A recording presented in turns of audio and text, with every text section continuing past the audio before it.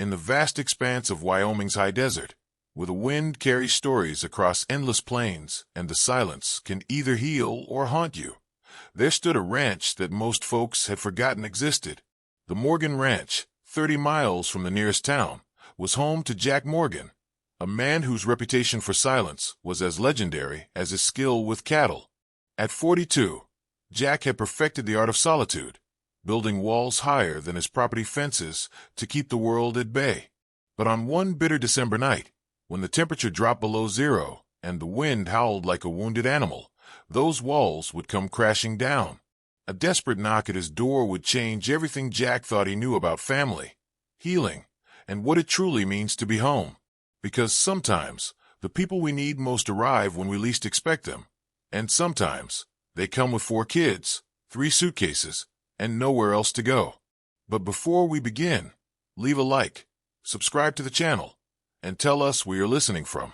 The wind had been howling for 3 hours straight when Jack Morgan heard the sound that would haunt him for the rest of his life. Not because it was frightening, but because of what came after. 3 deliberate knocks on his front door, barely audible over the Wyoming winter storm raging outside. Jack paused, his weathered hands still gripping the coffee mug that had gone cold an hour ago. In 12 years of living alone on the ranch, nobody had ever knocked on his door past sunset. The nearest neighbor was 15 miles away, and the delivery trucks knew better than to attempt the winding dirt road during a blizzard. Knock, knock, knock. This time weaker, more desperate. Jack set down his mug and walked to the heavy wooden door, his boots echoing against the hardwood floors of the modest ranch house his grandfather had built in 1952. Through the frosted glass panels, he could make out shadows, multiple figures huddled together. When he opened the door, the Arctic wind nearly knocked him backward, but what stopped him cold wasn't the weather. It was the sight of a woman, maybe 35, with exhausted brown eyes and frostbitten cheeks, holding the hand of a little girl who couldn't have been more than 5. Behind them stood 3 boys of varying ages, all shivering in coats too thin for Wyoming winter. "I'm sorry to bother you," the woman said, her voice barely a whisper against the wind. "My car broke down about 2 miles back. The engine just died. My phone has no signal, and She glanced back at the children, her voice catching. "We just need somewhere warm until morning. Please." Jack stared at them for what felt like an eternity, but was probably only seconds. The smart thing, the safe thing, would be to point them toward town, maybe offer to call for help. That's what the old Jack would have done. The Jack who had learned that getting involved with other people's problems only led to heartache. But the little girl was looking up at him with wide blue eyes, her lips tinged purple from the cold, and something inside Jack's chest cracked open like ice in spring. "Come in," he heard himself say, stepping back to make room. "All of you." The woman's relief was so palpable that Jack felt it in his own bones. "Thank you," she whispered. "Thank you so much. I'm Sarah Chun, and these are my kids, Emma, Marcus, Tommy, and Ben." Emma, the littlest one, waved shyly from behind her mother's legs. Marcus, who looked about 16, nodded respectfully but kept his guard up. Jack recognized the look of a kid who'd learned to be cautious around adults. Tommy, maybe 12, was trying not to cry from the cold, while 10-year-old Ben surveyed the ranch house with curious eyes. "Jack Morgan," he replied simply, closing the door against the storm. The sudden quiet felt almost sacred after hours of howling wind. Sarah looked around the warm interior, at the stone fireplace crackling with fresh logs, the sturdy furniture, the family photos on the mantel that Jack always meant to take down, but somehow never did. "This is beautiful," she said softly. "We'll just sleep on the floor by the fire. We don't want to be any trouble." "Couch pulls out," Jack found himself saying. "Kids can share it. You can take the guest room." "Mr. Morgan, we couldn't possibly." "It's just for one night," Jack interrupted, more to convince himself than her. "And call me Jack." As Sarah helped the children out of their wet coats and shoes, Jack noticed things he wished he hadn't. The way she subtly checked each child for signs of illness. How Marcus automatically took charge of the younger ones, hanging their coats carefully and making sure everyone's hands and feet were properly warmed. the worn patches on their clothing that spoke of months, maybe years, of making do with less. "Are you folks just passing through Wyoming?" Jack asked, though something in his gut told him the answer wouldn't be simple. Sarah's hand stilled on Emma's coat zipper. "We're relocating. From California. Looking for a fresh start." The pause before relocating told Jack there was more to the story, but he didn't press. Everyone deserved their secrets, especially people brave enough, or desperate enough, to drive across country in winter with 4 kids. "Mom, I'm hungry," Emma whispered, tugging on Sarah's sleeve. Sarah's face tightened almost imperceptibly. "We'll eat something in the morning, sweetheart. Right now we just need to get warm and rest." Jack watched this exchange and made a decision that surprised even him. "I've got leftover chili on the stove," he said. "Made too much, as usual. And there's cornbread." "We couldn't take your food," Sarah protested, but Jack was already heading toward the kitchen. "Tommy Ben," he called over his shoulder. "You boys want to help me set the table? Marcus, there's more firewood on the back porch if you want to build up that fire." For the next hour, Jack's quiet house filled with sounds it hadn't heard in years. Children's laughter, the scrape of chairs being arranged around his dining table, the gentle hum of conversation over a shared meal. Emma fell asleep in her chair halfway through her bowl of chili, and Jack found himself carefully lifting her onto the couch, surprised by how natural the gesture felt. As the evening wore on, the children gradually relaxed. Tommy and Ben discovered Jack's collection of old National Geographic magazines and spread them across the coffee table, while Marcus helped his mother get Emma settled for the night. Sarah sat by the fire, watching her children with the tired satisfaction of a woman who'd successfully gotten her family through another difficult day. "They're good kids," Jack observed, settling into his armchair with a fresh cup of coffee. Sarah smiled, and for the first time since they'd arrived, it reached her eyes. "They've had to be. We've been through a lot this past year." Jack waited, sensing she needed to talk, but wouldn't push if she didn't want to share. "Their father," she continued quietly. He wasn't a good man. We left 6 months ago with just what we could fit in the car. Been staying with friends, in shelters, wherever we could find a place. I have a job offer in Colorado, nothing fancy, but it's honest work, and there's a house that comes with it. We were almost there when the car broke down." The weight of her words settled between them like snow on winter ground. Jack understood now why Marcus had that guarded look, why Tommy tried so hard not to cry, why Ben watched everything with careful eyes. These weren't kids on a road trip adventure. They were refugees from their own life, following their mother toward the hope of something better. "The car," Jack said after a moment. "What kind is it?" 2008 Honda Civic. The engine light's been on for weeks, but we couldn't afford to stop and fix it. I knew we were pushing our luck, but we were so close. Jack nodded slowly. He wasn't much of a mechanic, but he knew enough about engines to get by on ranch equipment. "I'll take a look at it in the morning. Might be something simple." Sarah's eyes filled with tears. She quickly blinked away. "You don't have to do that. You've already done so much." "It's no trouble," Jack replied, though they both knew that wasn't entirely true. Getting involved was always trouble, but sometimes trouble was exactly what a person needed. As the fire burned lower and the storm continued to rage outside, Jack found himself studying this unexpected family that had stumbled into his orderly, solitary world. Emma slept peacefully on the pull-out couch, her small hand curled around a throw pillow. The boys had finally succumbed to exhaustion and were sprawled across the floor in sleeping bags Jack had retrieved from a closet that hadn't been opened in years. Sarah sat in the chair across from him, her eyes reflecting the dying firelight. "Jack," she said softly, "I want you to know, we're not looking for a handout or charity. We just needed one safe night, and you gave us that. Tomorrow we'll figure out the car situation and be on our way." But as Jack looked around his living room, transformed by the presence of this small, brave family, he realized something that should have terrified him, but instead felt like waking up from a long, dreamless sleep.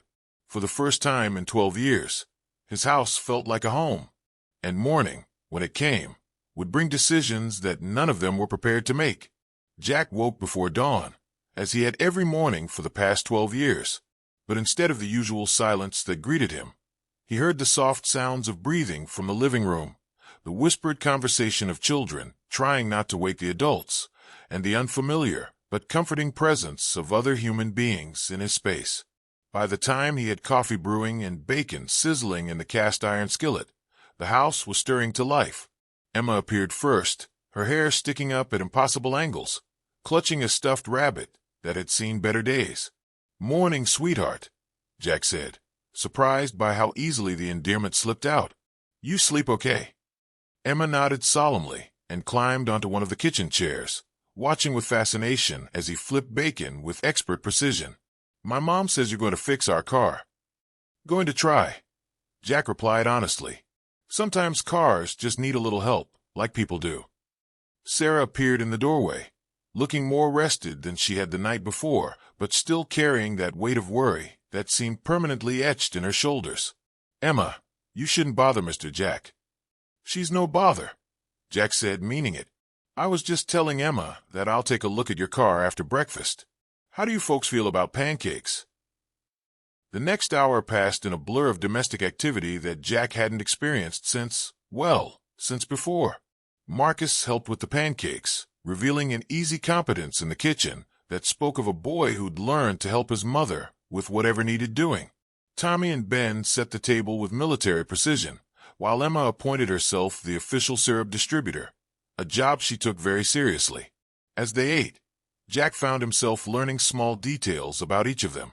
Marcus was 17, not 16 as Jack had guessed, and had been planning to graduate early before everything fell apart. He was quiet but thoughtful, often checking to make sure his younger siblings had everything they needed before taking care of himself. Tommy, at 12, was the family comedian, making jokes to keep spirits up even when things got tough. Ben, 10 years old, was the observer, the one who noticed everything and forgot nothing. And Emma, at 5, was the heart of them all, spreading her innocent joy like sunshine even in the darkest moments. "So what kind of work are you going to do in Colorado?" Jack asked Sarah as they finished breakfast. "Property management for a small resort," she replied. "Nothing glamorous, but it comes with housing and the kids would be in a good school district. The owner said he'd hold the position for another week, but—" She glanced toward the window, where her disabled Honda sat like a monument to bad luck. After breakfast, Jack bundled up in his heavy work coat and trudged through the snow to examine the car. What he found made his heart sink. The engine had thrown a rod, not a quick fix or something that could be patched with determination and spare parts. This was the kind of repair that cost more than the car was worth, especially for a 2008 Civic with 200,000 miles on the odometer. He spent an hour confirming what he already knew, partly because he was thorough by nature and partly because he was dreading the conversation he'd have to have with Sarah. When he finally returned to the house, stomping snow off his boots and hanging his coat by the door, he found the family in the living room playing a card game that involved a lot of giggling from Emma and good-natured arguing between the boys. Sarah looked up expectantly, hope and dread warring in her expression. "I'm sorry," Jack said simply. "Engine seized. It's not something I can fix here, and honestly, it's not worth what it would cost to repair." The silence that followed felt heavy as lead.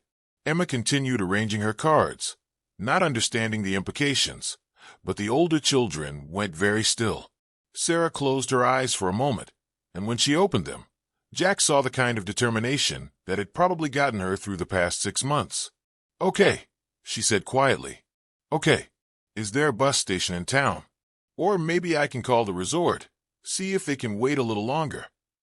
"Mom," Marcus said gently, "we don't have money for bus tickets for all of us, and even if we did, we'd have to leave everything in the car." Jack watched this family face their latest crisis with a grace that humbled him.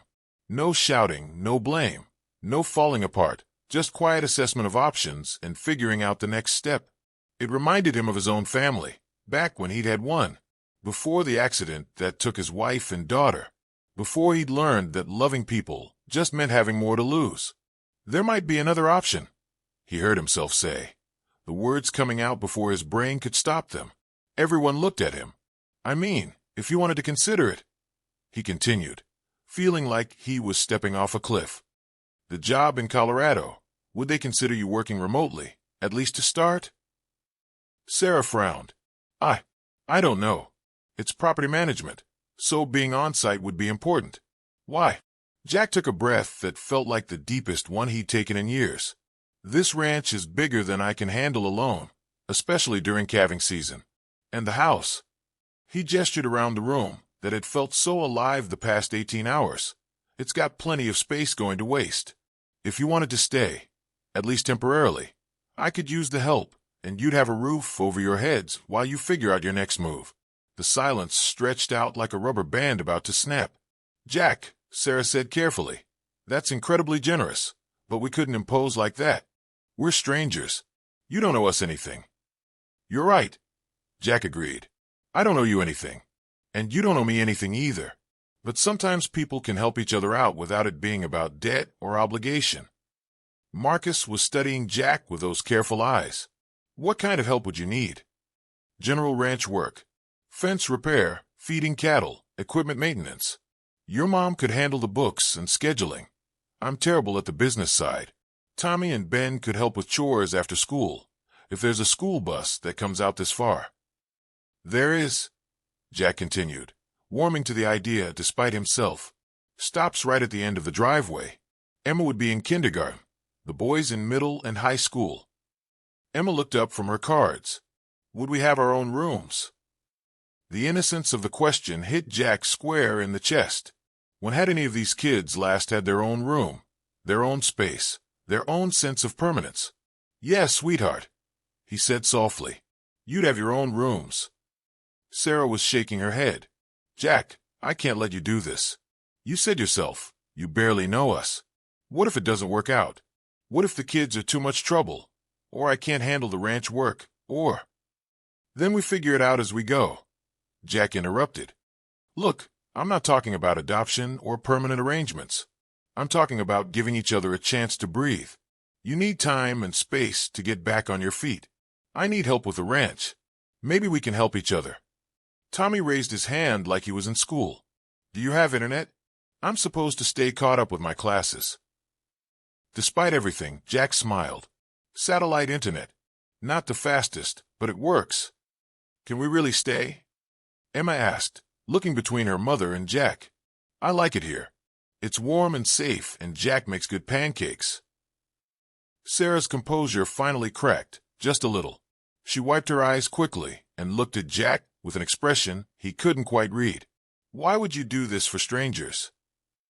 Jack was quiet for a long moment, staring into the fireplace, where new flames were dancing over the morning's logs. How could he explain that they weren't really strangers? That Emma's laugh reminded him of another little girl's laughter he'd tried so hard to forget.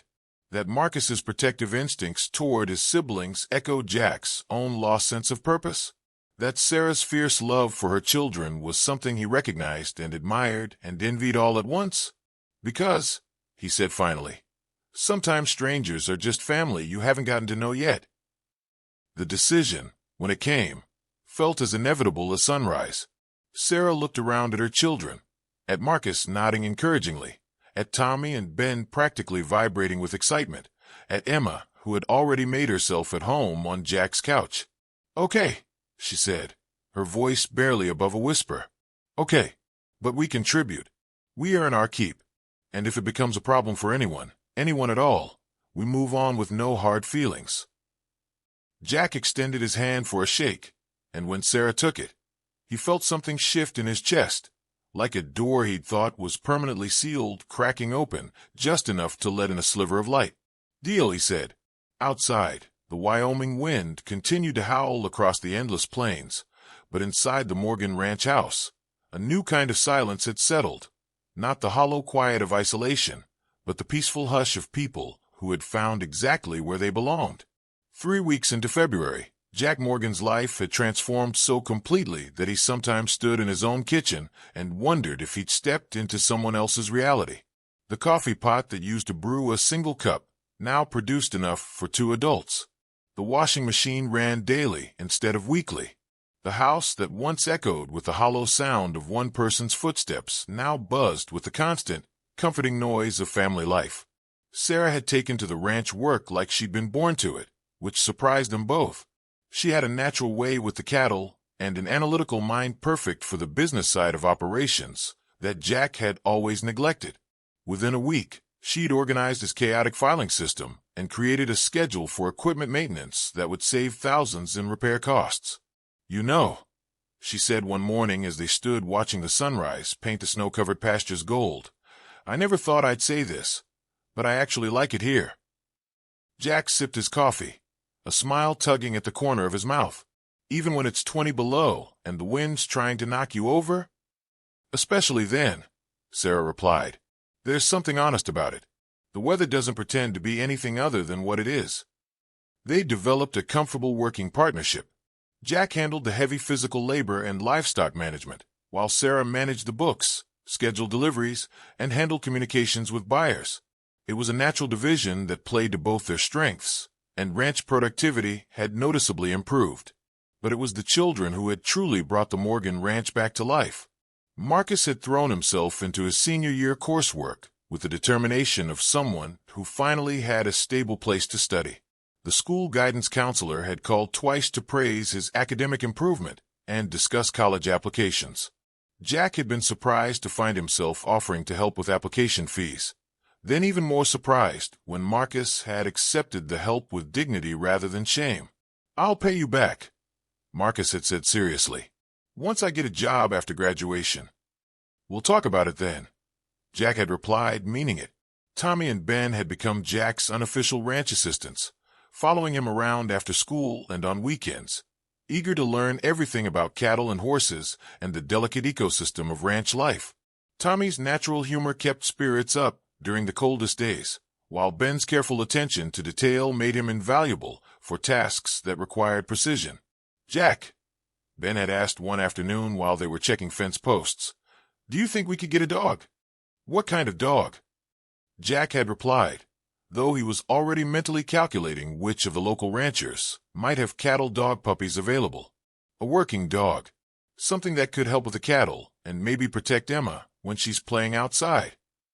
The fact that 10-year-old Ben was thinking about his little sister's safety while also considering the practical needs of the ranch had made Jack's chest tight with pride and something deeper, something that felt dangerously close to paternal affection. Emma had claimed Jack's heart completely and without reservation. She followed him around the house chattering about everything and nothing, helped him feed the chickens, a task that had become infinitely more entertaining with her assistance, and had somehow convinced him that bedtime stories were a necessary part of ranch operations. "Tell me the story about when you were a little boy," she'd requested one night, curled up in her bed in what had once been his office and was now unquestionably Emma's room, complete with drawings covering the walls and stuffed animals arranged on every surface. Jack had found himself talking about his childhood on this same ranch, about his grandfather who'd taught him to ride, and his grandmother who'd made the best apple pie in Wyoming. Stories he hadn't told in years, memories he'd thought were too painful to revisit. But with Emma's sleepy smile and the trusting way she listened, those memories had transformed from sources of loss into gifts he could share. The real test of their new arrangement came during the third week of February, when a late winter storm hit with a vengeance that reminded everyone why Wyoming winters were legendary. For 3 days, snow fell steadily while the wind howled at 60 miles per hour, creating whiteout conditions that made leaving the house impossible. Jack had weathered dozens of storms like this alone, rationing food and firewood, passing the endless hours with books and the kind of solitary endurance that came from years of practice. But with 5 other people in the house, the experience was entirely different. Sarah organized indoor activities and managed supplies with military efficiency. Marcus kept the younger kids engaged with card games and storytelling. Tommy invented elaborate sock-sliding competitions in the hallway, while Ben constructed architectural marvels out of couch cushions and blankets. Emma appointed herself the official hot chocolate tester, a position that required frequent quality control sampling. On the second night of the storm, when the power went out and they were huddled around the fireplace, sharing leftover chili heated over the flames, Jack realized something that should have terrified him. He wasn't just enjoying their company anymore. He was depending on it. "This is cozy," Emma announced from her position curled against Jack's side, apparently immune to the howling wind and darkness outside their small circle of firelight. "It is," Sarah agreed, and when she looked at Jack across the flickering flames, he saw something in her expression that made his pulse quicken. Not just gratitude or friendship, but something warmer. Something that suggested she might be depending on this arrangement as much as he was.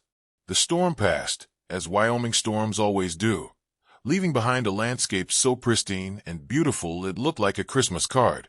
But it also left behind a subtle shift in the family dynamics. The shared experience of weathering the crisis together had bonded them in a way that regular daily life hadn't quite accomplished. Jack found himself looking forward to breakfast conversations and dreading the silence that would fall when the kids left for school. He caught Sarah watching him sometimes with an expression that was part curiosity and part something deeper. The boys had started including him in their evening discussions about school and future plans, while Emma had begun automatically climbing onto his lap for story time without asking permission first. It was during one of those story sessions, when Emma had fallen asleep against his chest and Sarah was reading nearby while the boys did homework at the kitchen table, that Jack realized he was in trouble. Not the kind of trouble that could be fixed with hard work or determination, but the kind that came from caring too much about people who might leave. Because despite all their comfort and routine, despite the way they'd settled into the ranch like they belonged there, Jack knew this arrangement was supposed to be temporary. Sarah still called the Colorado resort once a week to check on a job opportunity. Marcus was making college plans that would take him far from Wyoming. Everyone was still thinking of this as a stepping stone, a safe harbor, while they figured out their real futures. Everyone except Jack, who had started thinking of it as home. The realization should have sent him back into his protective shell, should have reminded him why he'd chosen solitude in the first place.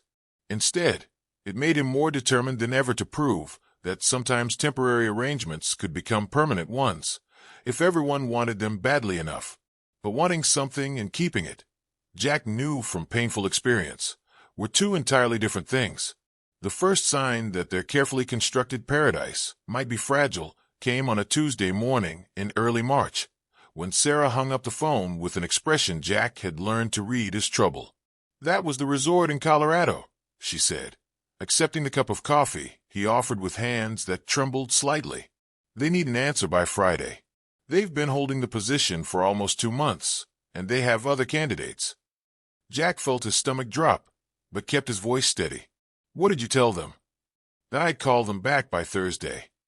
Sarah sat down heavily at the kitchen table, where evidence of their morning routine was still scattered. Emma's coloring books, Tommy's math homework that needed checking, Ben's science project supplies, Marcus's college brochures. "What's your gut telling you?" Jack asked, though he wasn't sure he wanted to hear the answer. Sarah was quiet for a long moment, staring out the window at the pasture where Jack was planning to start the spring calving operation. With her help, he'd been able to expand the herd, and the financial projections looked better than they had in years. "My gut is terrified," she admitted finally. "This thing we've built here, it feels too good to be true. Like something's going to come along and destroy it, because good things don't last in my experience." Jack understood that fear intimately. He'd felt the same way during the brief, shining years when he believed in permanent happiness, before life had taught him that the things you loved most were the things you were most likely to lose. "But the practical side of my brain," Sarah continued, "keeps reminding me that I came to Wyoming by accident, not by choice. That this job in Colorado is exactly what I've been working toward. Security for the kids, a real career, independence." "And what does the mom side of your brain say?" Sarah laughed, but it came out shaky. "The mom side notices that Marcus is getting straight A's for the first time in 2 years. That Tommy hasn't had a single anxiety attack since we got here. That Ben talks about breeding cattle like other kids talk about video games. That Emma—" She paused, her voice catching slightly. "Emma calls this home." They sat in comfortable silence for a moment, both of them processing the weight of the decision ahead. "There's something I need to tell you," Jack said finally, the words coming out rougher than he'd intended. Something I should have told you before. Sarah waited.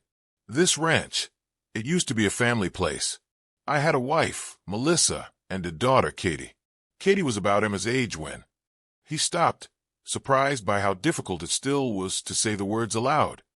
Car accident 4 years ago. Black ice on Highway 287. Sarah's intake of breath was sharp and sympathetic. Jack, I'm so sorry. I had no idea. I stopped talking about them because it hurt too much.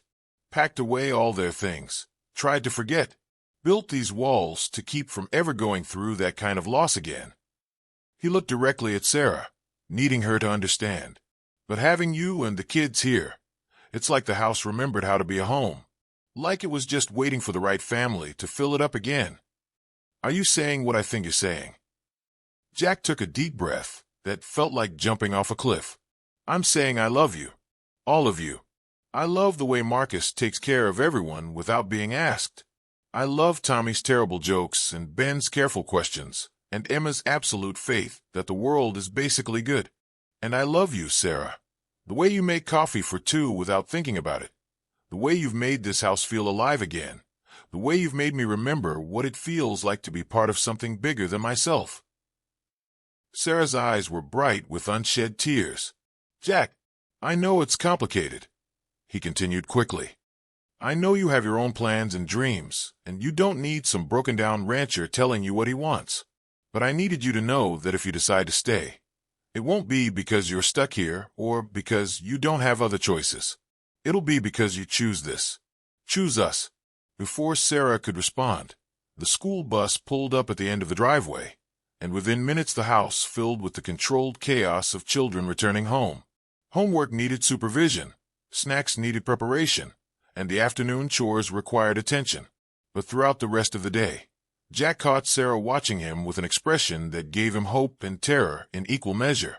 That evening, after Emma was asleep and the boys were finishing their homework, Sarah found Jack in the barn checking on a pregnant heifer who was close to delivering her first calf. She's nervous, Jack observed, running gentle hands over the cow's flank.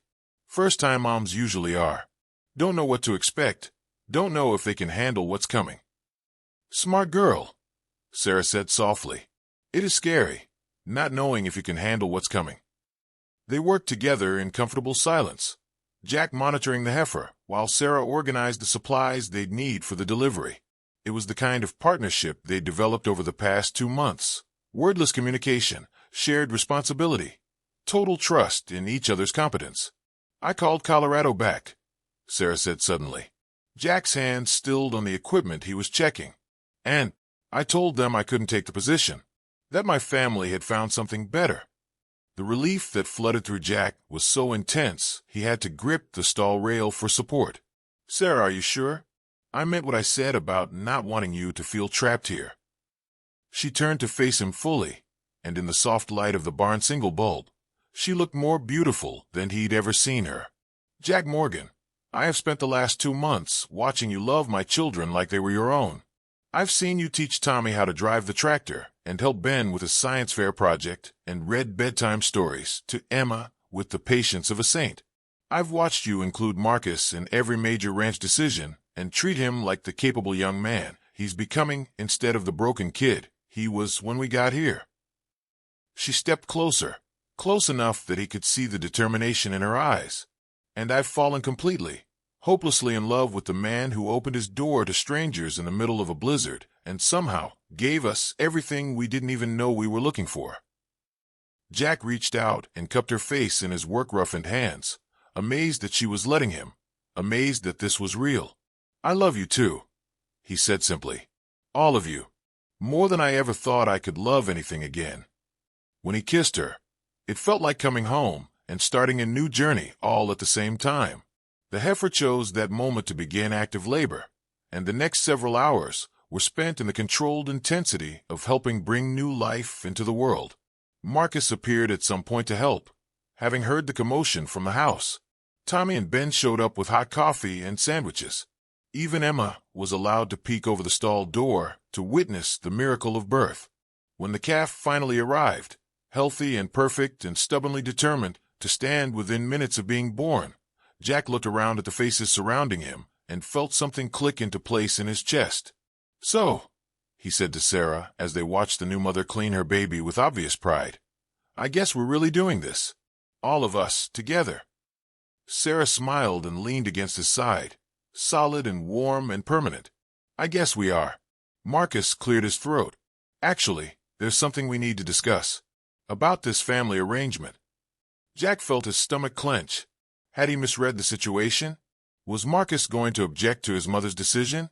"I think," Marcus continued with a serious expression that made him seem older than 17, "that if we're going to be a real family, Jack should adopt us.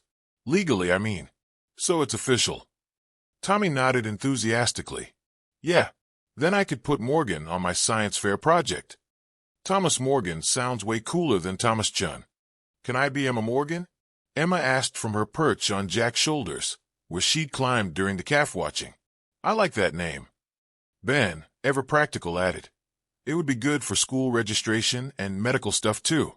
Fewer questions about why our guardian isn't our biological father." Jack looked at Sarah, overwhelmed by the casual way the children had just reorganized their entire future around the assumption that he would want to be their father in every way that mattered. "What do you think?"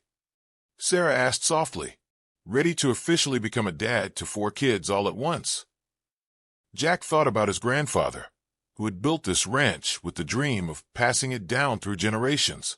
He thought about his parents, who had taught him that family wasn't just about blood, but about choosing to love and protect each other every single day. He thought about Melissa and Katie, and for the first time in 4 years, those memories brought warmth instead of pain. They would have loved this chaos, this beautiful mess of children and cattle and second chances. "Yeah," he said, his voice rough with emotion. "I'm ready."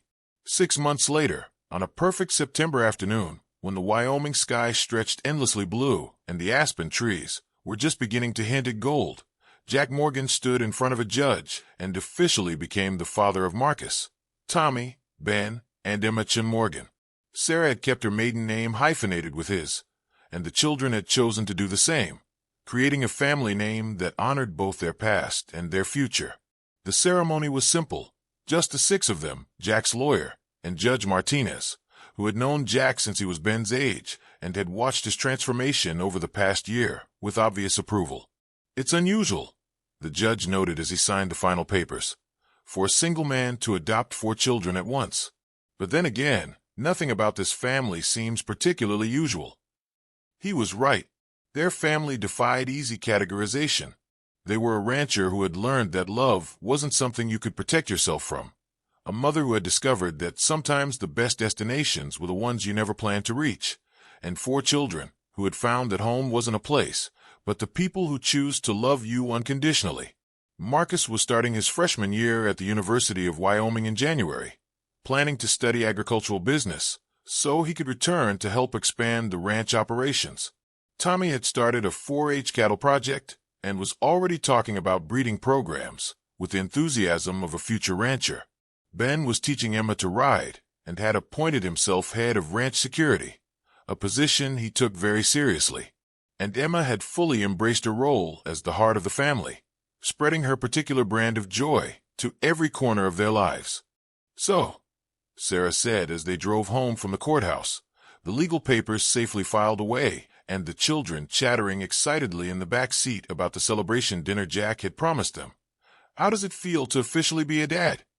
Jack considered the question as he turned into the long driveway that led to the Morgan Ranch, the same driveway where Sarah's broken-down car had started this whole adventure, the same house where he'd spent 12 years perfecting the art of solitude, the same land that had witnessed both his greatest loss and his unexpected redemption. "It feels," he said finally, watching Emma wave enthusiastically at the cattle as they passed the main pasture, "like I've been practicing for this my whole life, without knowing it."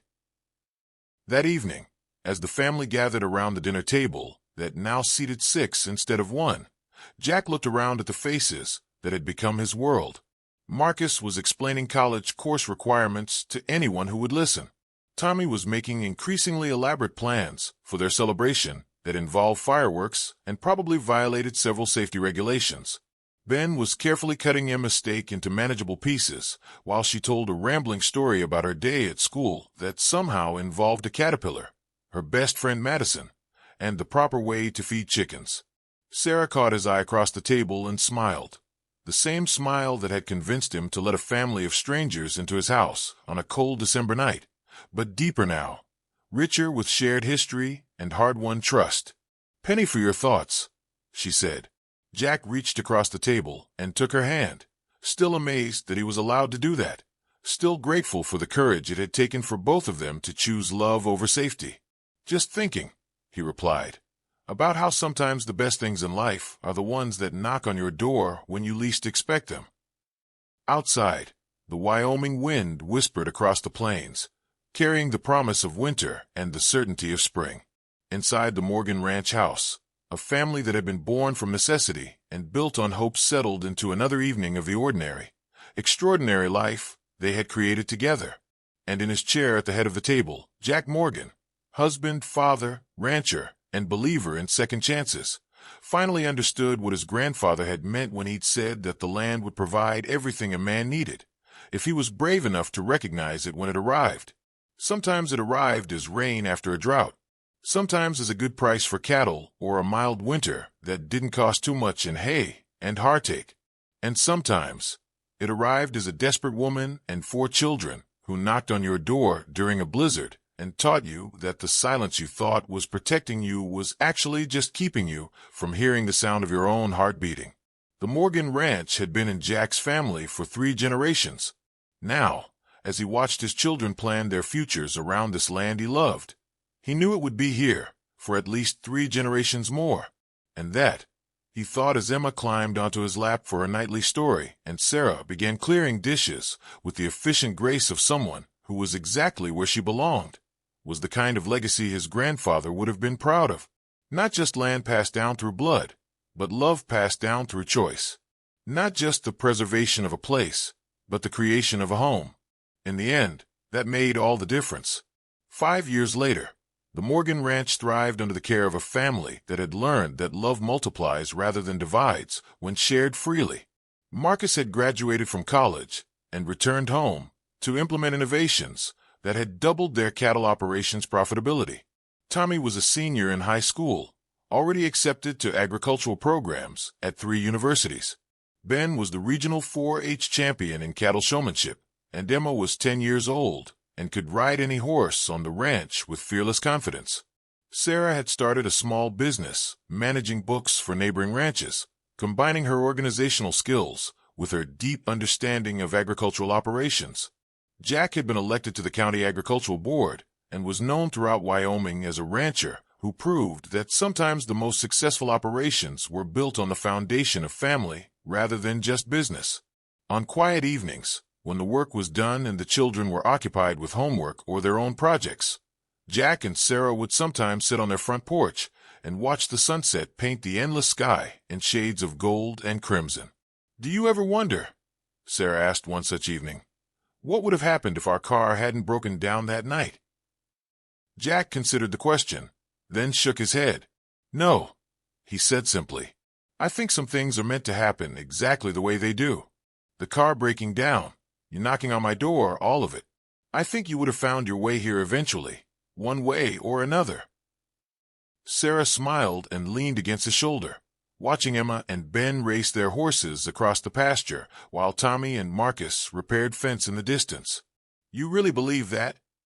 "I believe," Jack said, pulling her closer, "that home calls to the people who belong there.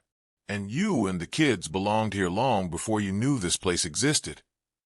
As if to prove his point, Emma came galloping up to the porch on her spotted pony, her face flushed with joy and her voice carrying clearly across the evening air. "Dad, Mom, come see what Ben taught me. I can rope a fence post from a full gallop." And as Jack and Sarah stood up to admire their daughter's latest accomplishment, surrounded by the life they had built together from hope and determination and the simple courage to love when it would have been safer not to, they knew that some stories don't end. They just keep getting better. The silent rancher had found his voice, and it sounded exactly like home. If you like this story, leave your opinion in the comments and, of course, leave a like and subscribe. Turn on the notification bell so you don't miss any videos. Big hug and see you soon.